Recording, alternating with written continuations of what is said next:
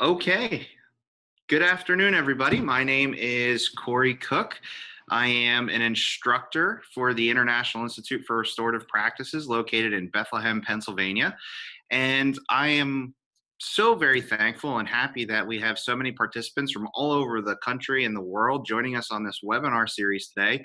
And this is our first in a new line of educational webinars that we're collaborating with many of our colleagues from around the country on the different aspects and avenues of the restorative practices. And today, our webinar is going to focus on fostering equity in schools through restorative leadership. And if you notice in the title screen, it says school because I want you to think of your school. I don't want you to think of schools all over the country. I want you to think solely in your field. So with me today, I have Beth Smull, who is one of my colleagues here at the IIRP, as well as our special guest, Dr. Joyce Mundy from Stetson University in Florida. And in just a second, we're going to be hearing from them and going over a little bit of background because I think that's important. And again, I just want to thank everybody for being with us today. So I'm going to start out by introducing myself. Again, my name is Koury Cook. I am an instructor here at the International Institute for Restorative Practices. I've been here for 3 years. Prior to this, I worked in juvenile justice for 15 years.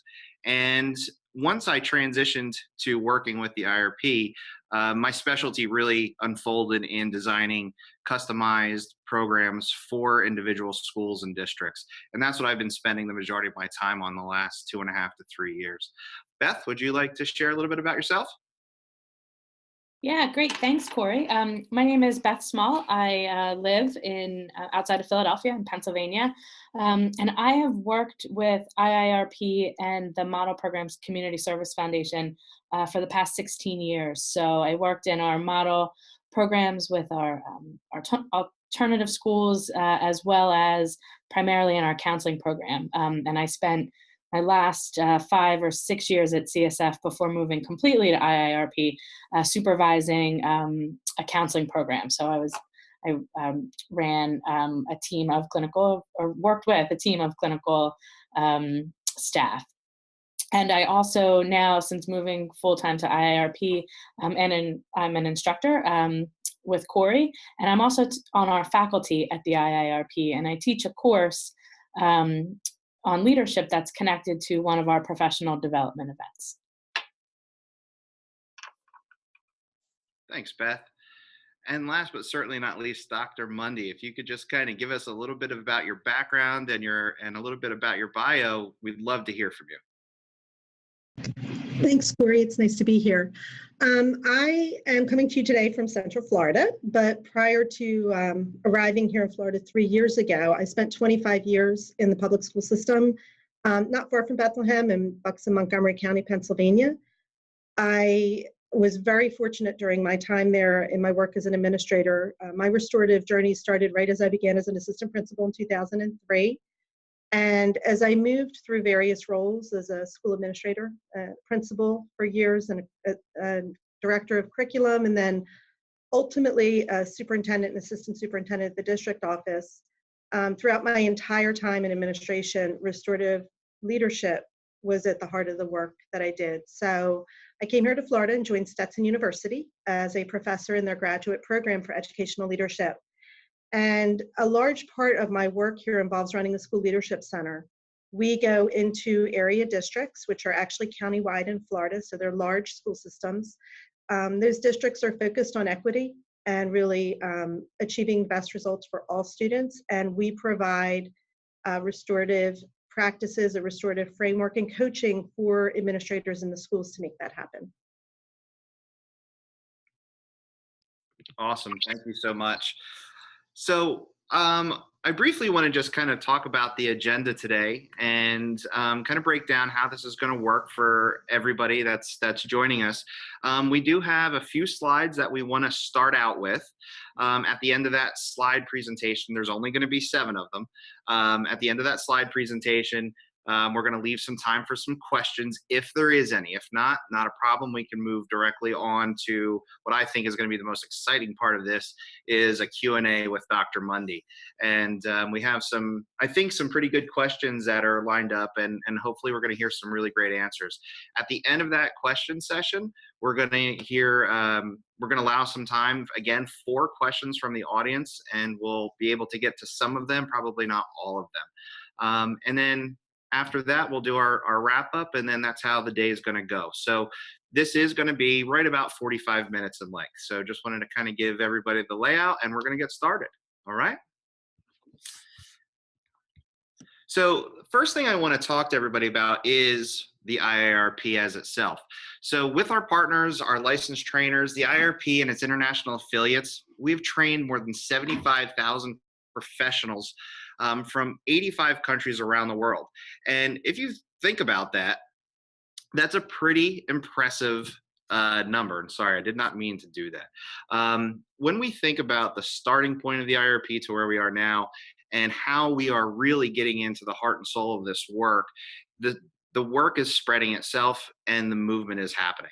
And all across the country, and I'm so fortunate to work in many schools across this country, we're seeing positive result after positive result when it's applied correctly. And I think that's one of the things Dr. Mundy is going to really stress in some of her responses. So I think the next best thing is, for those of you who may be new to restorative practices, is understanding really what restorative practices is. And restorative practices really is an emerging social science that studies how to build social capital and achieve social discipline through participatory learning and decision making. Now, it is, of course, much deeper than this. There's a lot of practices that go into this. There's a lot of thought, there's a lot of time, and there's a lot of energy that needs to be spent to develop these pieces. One of the things that we try to do when we're looking through restorative practices in a leadership lens is how we can get others to do this work. Because as a leader, I can't do everything. I need my team with me to be able to do this work. And when I say my team, I'm not just talking about my fellow educators. I'm talking about the students. I'm talking about the parents. I'm talking about community. I'm talking about our cafeteria workers, our bus drivers, etc.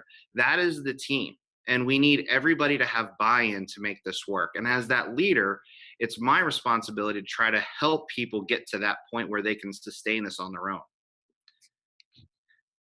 That leads us to one of our primary focal points that we really dig into in one of our events, and that's the social discipline window.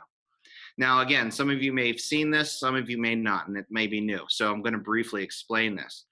As you can see, you have 4 quadrants and you have 2 axes. On the left-hand side, I might sneeze, I'm sorry. On the left-hand side, you have control, high control, all the way down to low support. And when we're looking at that control, we're looking at limit setting and discipline. So when we go to the social discipline window and look at the quadrants, we go to that top left quadrant and we look at that 2 box. This is punitive. This is that individual who a lot of times does things to people. They really have one goal, and that's to succeed, and they don't care how they succeed. A lot of people use the term dictator or authoritarian to describe this type of person. Now, that axis on that high side of control, if you notice, goes down to support. And when we look at support, we see enrichment, encouragement, we see nurturing, we see lots of things that really help somebody develop as an individual. So that takes us over to that 4 box on that high end. And that 4 box means permissive. That means we do things for people. We're not necessarily doing things with them that allows them to grow. They're coming to us saying, I really need your help. We end up taking over for them. So this is a little toxic as well. So when we look at that axis, we now come to that not, or that neglectful point. And that's the low point. So it's low control as well as low support. So when we're looking at this window, what we're seeing is somebody who unfortunately may be burned out. This person may be very tired, or maybe they've just given up because they're so stressed they just really can't function anymore. You're not going to get any control, and you're not going to get any support from this person. You're getting a facade. Ultimately, our goal, though, is to go to that with box, the blue pane. So in that with box, you're going to have high control, and you're going to have high support. We're going to hold you accountable, but we're going to give you the tools necessary for you to succeed. And that's where we want to be as leaders. We want to help our team members, but we also want to let them thrive on their own. They need to be able to come into this and take their own ownership. We can't do everything for them. And that really brings me to the social ecological model from 21st century learning. In this model, this is a newer concept that we're working on here at the IIRP, and we're looking at it from these 5 different avenues: intrapersonal, interpersonal, institutional, community, and public policy. And I'm not going to sit here and read all of those various things to you, but I am going to just kind of briefly summarize this. So when we're thinking about restorative leadership, and I think intrapersonally, and I am thinking about those influencing behaviors, attitudes, beliefs. What am I thinking? How am I interacting with somebody? What am I giving them? What are they giving me? What are the needs that each of us have to respond to? That takes me to that interpersonal connection. So now we're looking, instead of individually, we're looking at groups. And these groups really have a lot of members. These societies that we build, these communities that we build, what we have are unbelievable amounts of roles and definitions that have to be provided. As a leader, I have to know how to navigate through them. That brings me to the institutional piece. This is where our rules, regulations, policies, the structures actually form. So form does follow function. If we're very loose with how we build things, then that's pretty much the system reflection that we're going to see. So what we need to see are systems that have been tried and tested, that work, that promote definite equity and definite positive responses. That eventually builds community, which that social network helps to develop all of the different pieces of this, as well as finalizing that public policy and what people from the outside are seeing to the inside. So these are just some simple things, and I'm just briefly talking about this. This is what we're looking at and how we're going to be defining a lot of things in the future. We want to look at them from many different levels. And the last piece before we switch over to Dr. Mundy and our question and answer session is the organizational change window. Now, I want you to understand that the organizational change window looks very similar to the social discipline window. As a matter of fact, it's a mirror basically, but there's a slight change in perception. So instead of control, we have pressure. That's a big difference, okay? So a lot of times when we think and we're wanting to instill change, when we're trying to change 2 people, what we're saying is we're giving pressure without support. And what we're saying, that breeds resentment. So when we're forcing change on somebody and we're telling them this has to happen, but we're going to give you 0 support, that's where you start to come unhinged.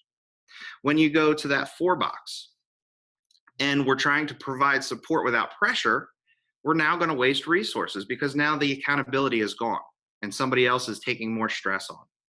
That not box, not doing, again, what we're seeing here is that this is just an illusion. This is cosmetic. Nothing's really changing here. And lastly, you have that with box, changing with people. So again, we're providing that high contact of support as well as pressure to reach our end goal. So these are some things I want you all to think about as we go through this and as we think about what really is a restorative leader. It's going to be different for everybody. And that's one thing I want you all to also understand. Now, right before we start asking questions, I want to just pause for a minute. I'm going to be silent. And I want everybody, if you can, just to look over these questions I have posed and try to keep some of them in mind as we have a Q&A with Dr. Mundy in just a second.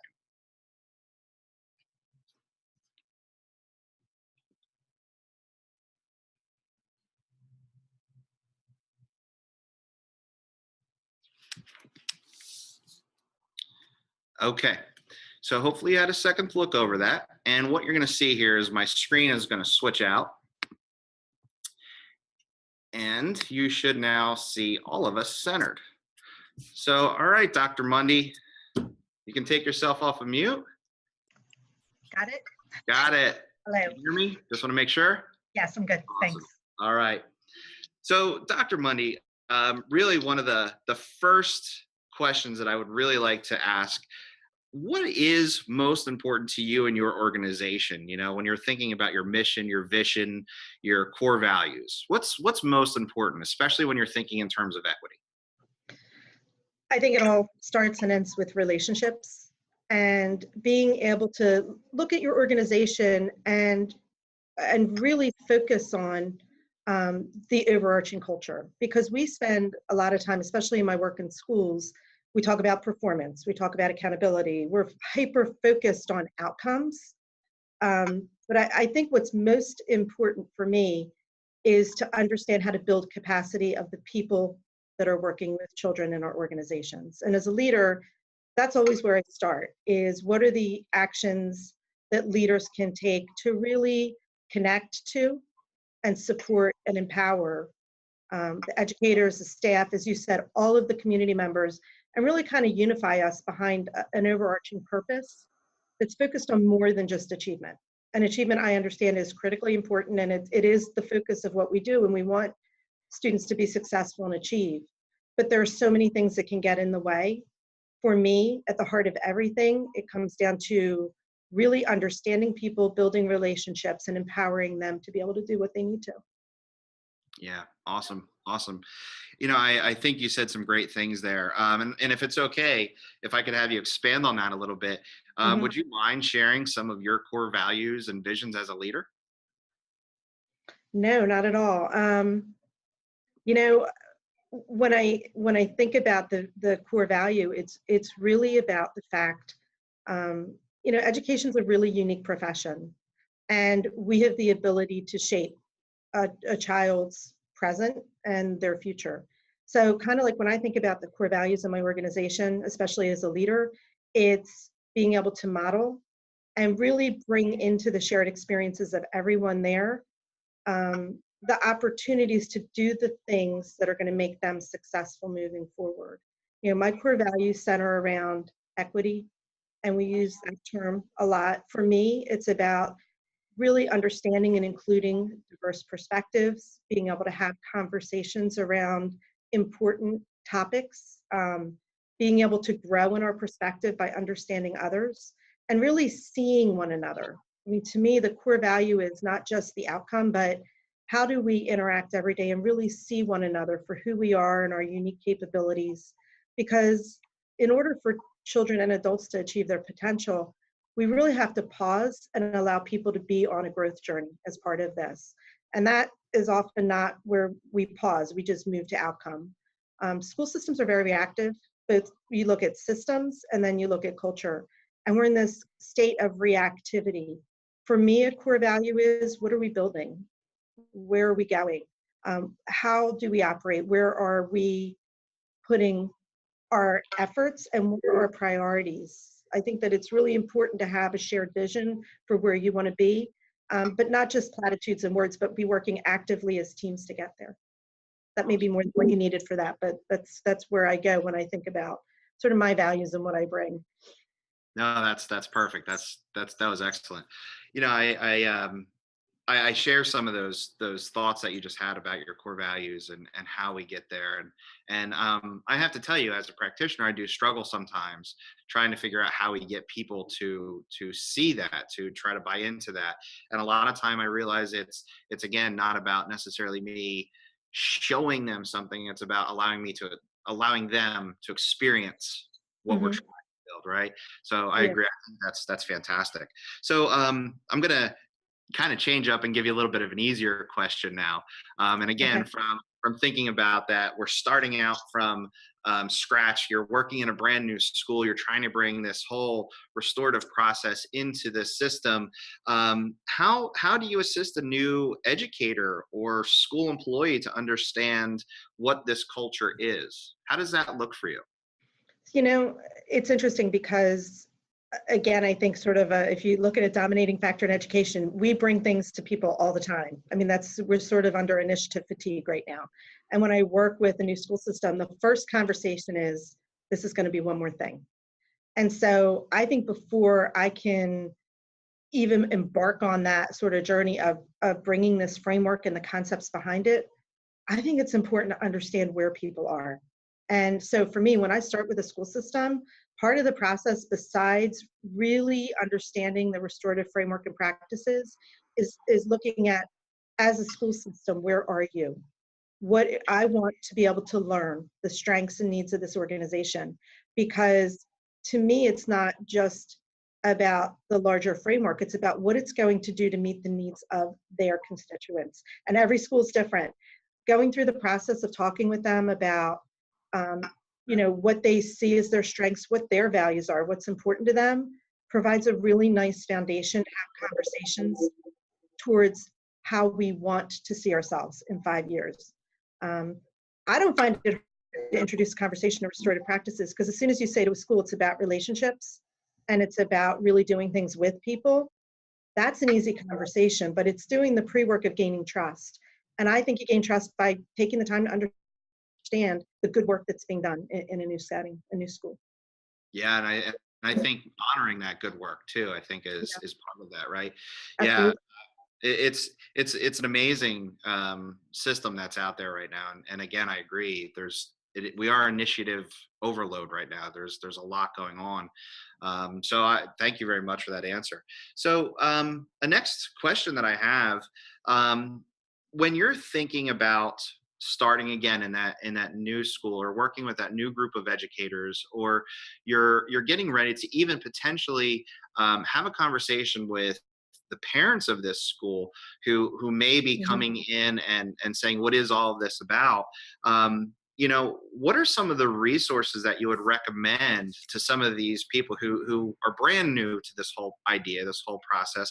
What are some of those resources that you would recommend to someone to really gain a better perspective as to what, number one, this is about, but number two, helping people, again, thinking about their leadership role, because just because I'm not a superintendent or a principal doesn't mean I'm not a leader. So I could be a leader in my classroom, I could be a leader in my Right. friends, etc. So what would you say to that? I think that's that's the beauty of the framework and what happens, when we look at doing this as a whole school system. We want to make this is going to be a restorative community. This is going to be how we operate. It's interesting you talk about resources. The structures themselves in restorative practices actually help you to bring people into the conversation. Thinking about, if you're bringing parents and community members in, conducting circles and just defining what it is that we want to bring to them to have dialogue about, so that they're part of the conversation. I think that the practices themselves, as we start to use them, to really, like I said, the power of the circle is an amazing way to bring people in. But I also find that, I think about parents and community members, particularly teacher leaders. It's about understanding what they need for their community. I know for us, every time we get into this, you can't help but start to say, what do we need to really meet the needs of students who are struggling, suffering, underserved? So a lot of times we'll bring in some resources on our own implicit bias or lack of understanding of certain situations in our school. We'll look at trauma, we'll look at other things, but usually that comes out of the fact that we've taken the time to really build relationship through using the practices. And I agree, everybody in the school is a leader in restorative practices. We have to give them the time and space to use them in a lot of different settings for it to really become the culture, and to figure out, what are those resources for my school that I need to bring to people to have good conversations? Yeah, absolutely. Absolutely. I have a little bit of a different question, and it's, again, this is an opinion based question, but when you're thinking about again, the idea of a school and the different people who hold the leadership roles in a traditional setting, what do you think maybe some of the traits that are lacking amongst those individuals? And I'm not necessarily looking for anything negative, but maybe some things that they can, that we should be looking at or focusing on. And I do believe you kind of answered this throughout some of your others, but I want to kind of be a little bit more specific with that, if that's okay. It's interesting because I think that we talk a lot about buy-in, like when I go into a school system and I start to work, or into a given school, and it's, how are we going to get people to buy in? The buy-in is easy to me.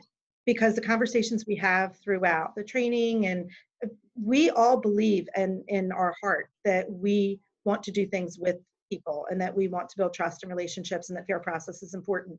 So all of that, it's not the buy-in when you talk about leadership structures, Koury. What I find is we all really need to be consistent in our message. So when you say, like, what are the things that don't happen? Sometimes we don't take the time to really build enough consistency. If we're asking people to make this shift and we're doing some dramatic changes in how we operate in our schools, what I find people need is that the leaders are really doing things with people as well, that they're starting to do the hard work of maybe changing some of our practices, that you almost can't help but have the conversation about where we're not necessarily doing things in the with. And you don't live in the with, but if we start to say, this is our goal to be here, we want our whole school to, this is how we're going to do it. I think where leadership can fall down is not in changing the practices or having conversations where they're sending that consistent message or modeling it themselves, but not just at a school level, but in a whole system level. So, you know, the worst thing is when I'll hear from a group of teachers who are really into this and they say, are leaders really going to be okay if they come in and we're doing a circle instead of teaching a lesson? So I think the failure is not being explicit enough and clear enough as a leader to say, not only are we doing this, we are all in, and I'm going to be in there doing circles as well. I mean, I think that's where the lack, or now I've switched it to what you need to have. I think that's the game changer, because it breaks down not in the buy-in, it's in the implementation. And the other thing is a lack of patience and a lack of understanding that people can't make the shift right away. This is a process of culture change. It's a mindset shift. To me, leaders really need to look at their daily way of communicating that in order to make it happen. Excellent. I couldn't agree more. Couldn't agree more. So when I think about this, and I think about the amazing journey that you've been on, and I've been fortunate enough to be your instructor for some of your growth here at the IIRP, and I loved every minute of that. Thank you. It leads me to this. You know, outside of the relationships you've fostered here at the IIRP, do you have a mentor? Because I think this is a really powerful note. I know I rely heavily on my colleagues within the continuing education department within IIRP, as well as others in the IIRP, and I look to all of them as my mentors. So that's my question to you, Dr. Mundy. Do you have a mentor helping you through this work as you continuously progress? I think it's a good question, because I think it's so important to have that person that really helps you to grow, because we're growing every day. And Koury, through your training, you've been a mentor, by the way, so I thank you for that. I've come to you often, you know, just in trying to refine what this looks like and how I can share it. I know for me, you know, I still am very immersed in school leadership. I'm teaching here in the graduate program and working to develop school leaders, and in the schools, I go back to, there are a few really exceptional leaders who were culture changers. They were those disruptive innovators. They knew how to make this kind of whole school shift. And, you know, I know in working with those individuals that they challenged me when I wasn't necessarily leading with the right degree of support, you know, for people, or maybe my expectations weren't clear. And what I've learned is watching them. I know during one of the trainings, we talk a lot about, you know, just being able to walk through questions and have these critical conversations. And I go back to the administrators who I learned from.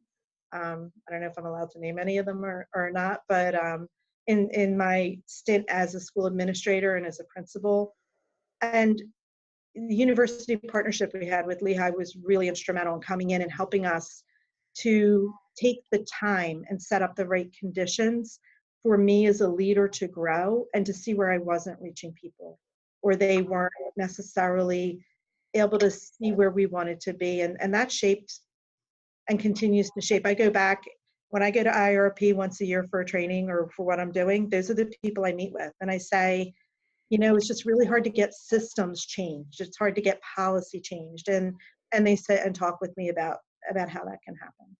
Yeah. Wow. That that was I think very we all need that. We need to take that time now. Yeah, we do. Time is, and it's amazing because time is one of those things that we feel like we have so little of, but I Mhm. think we're just kind of spending it maybe in the wrong ways, and I think we need to reevaluate it. And ironically, we had this conversation about time this morning at the IIRP, so it was interesting. So let me ask another question, if you may. Um, how, as a restorative leader, do we support teachers to really understand the roles of different things like racism, classism, sexism? And this is actually coming from one of our online guests, and I actually thought it was a great Mhm. question to ask. So I'm going to slip it in if that's okay. Yeah, I think, once we've really set a foundation and we've said, okay, we're going to be a restorative community, and as a leader, you're in that space with people. I said in like the very beginning, it's looking at how we operate in an individual school. The way I think it's most important to start to support teachers in this work is to set up times to have conversations. So, in every school, and even the ones we're working in now, we set up teacher forums, small groups, circles, and what we want to get at is what's really hard for you in terms of the support or the expectations with groups of students. And I don't even think you need to do more than ask that question, because what teachers come back with is we completely want to do this, we understand it, but either what we're doing with our referral system, we send kids, they come back, we're not, they'll tell you that they need more time and they need more support in maybe making those relationships solid, giving the right supports for students, getting at what's really going on for kids. And I don't think it's that you can just train teachers and say, okay, now you set this community in your classroom and things are going to get resolved. I think it's supporting them as things come up with students who are dealing with poverty or homelessness, or issues around race and the fact that they don't feel understood or included, connected, or there's not a sense of equity. But here's what I find. The simple answer to your question is conversations that we have with our teachers, listening. If they say that they're having trouble with communication with parents, or really getting that engagement and bringing people to the table, or even with prospective students, I say to leaders, take the time to sit with that teacher, go through and talk through this, what happened and what impact it's having, and then bring the right people to the table to support them. I think teacher forums and teacher voice in this process is, I don't think you can get there without including their input into what they need. And then it goes back to give them the time, give them the venues, the conditions to solve, to learn, to grow, because they're the ones that make change. As a leader, all you need to do is really sit back and understand where are the blocks here. As we get into this, they're going to show up. It's going to be a particular issue in a school that we're, and if it is poverty, look at what we're doing and what we need to be doing, but involve teachers in that planning. I think that helps us all to really understand how to solve it, including the leaders. Yeah, and I think too, to add to that, I think I know one of the experiences that I've had in many of the schools that I've worked in is just giving people time to process how they're going to have these conversations. So it's a lot. What I find is it is about time. It is about having the conversations, but it's really trying to figure out: am I at a place where I can have this conversation? Am I comfortable enough yet? How do we move forward from there? That's critical. And you know what's interesting? So you hear two things when I work with teacher forums. I do it often. I sit and talk with them. One part of the conversation is, well, they just brought in this thing and they just sat us down and they did this training. I know when that's happening, we're not listening enough to what they need and that it's not connected to what they want. The other conversation we have is after we do what you just said, have those conversations with them. When at the end of that process, and we've taken the time, the teachers say, could you bring us in a training? We need to know more about how we're handling race. We need to know more about, and they'll actually ask, can you bring in a training on trauma?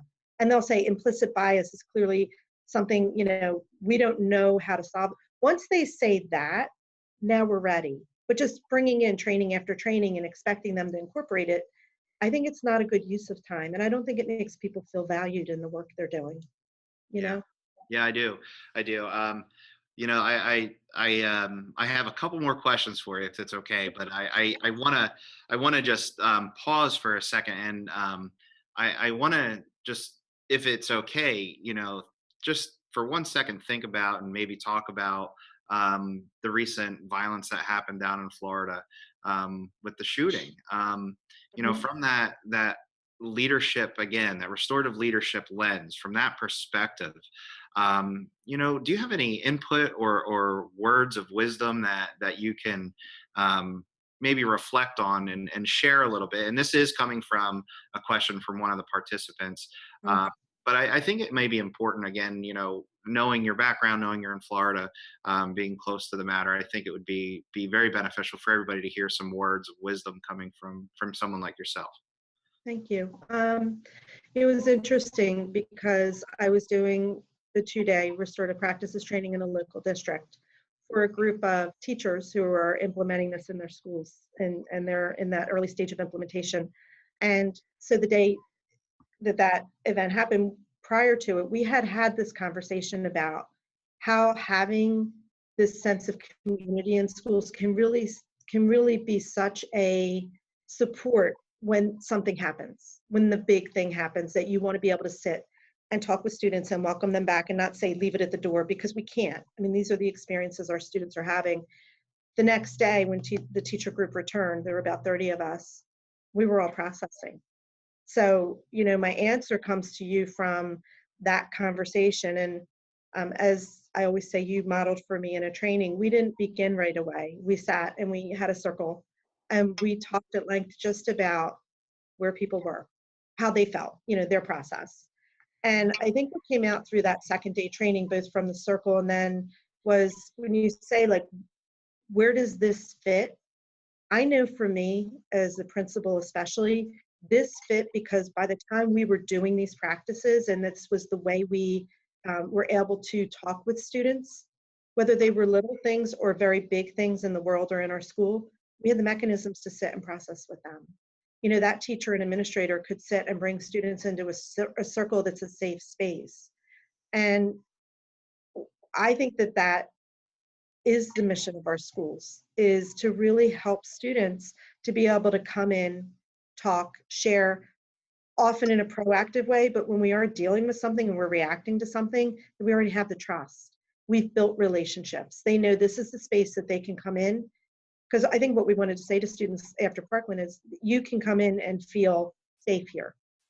But I think the power of really having this be the way that you operate in your schools is they already feel that safety, and they have practice at having conversations, even just sharing why they feel safe, or an adult that they feel safe with. Those things are really important.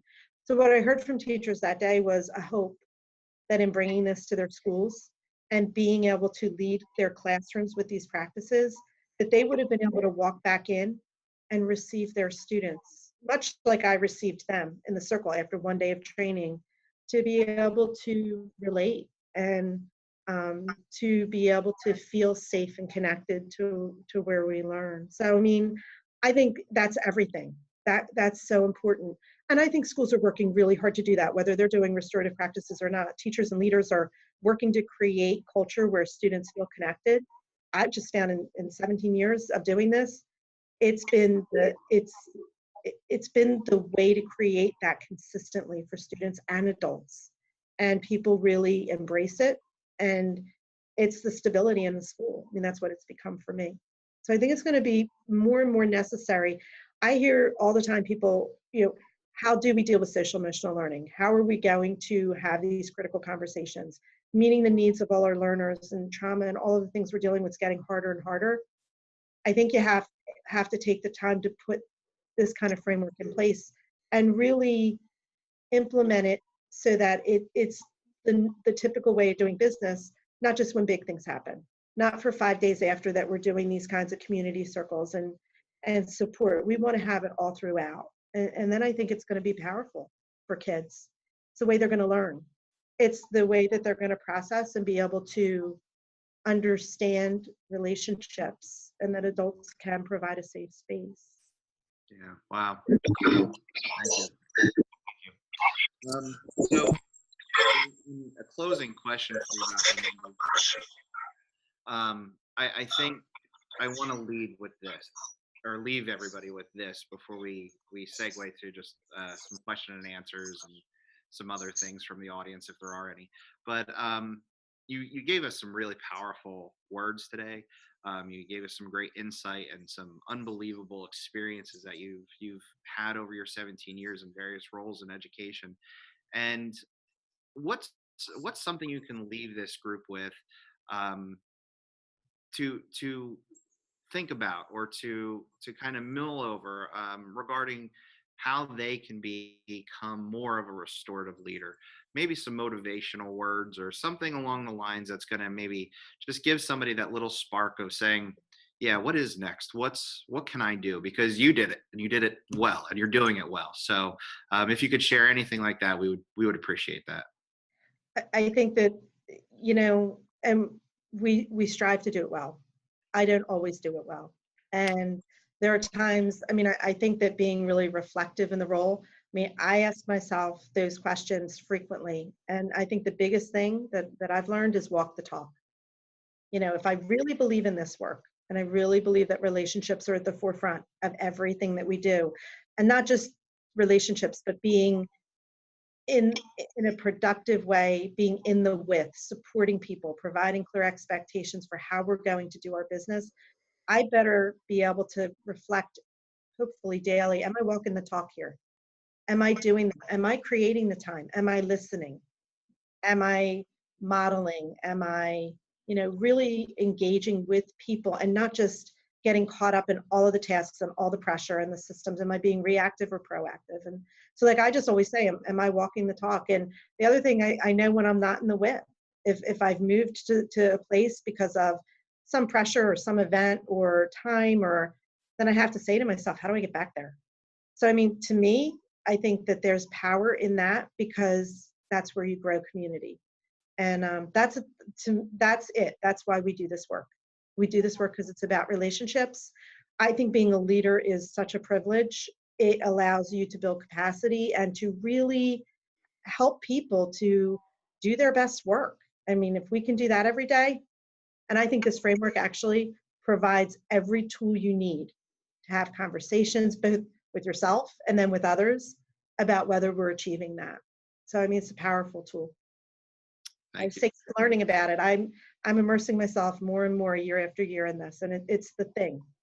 I always say to people, it really works, and they'll come back and tell me a story, like some of the schools we're in, they'll say, and I say, I know, it works, like we're all surprised, but it really works, and it does. Awesome.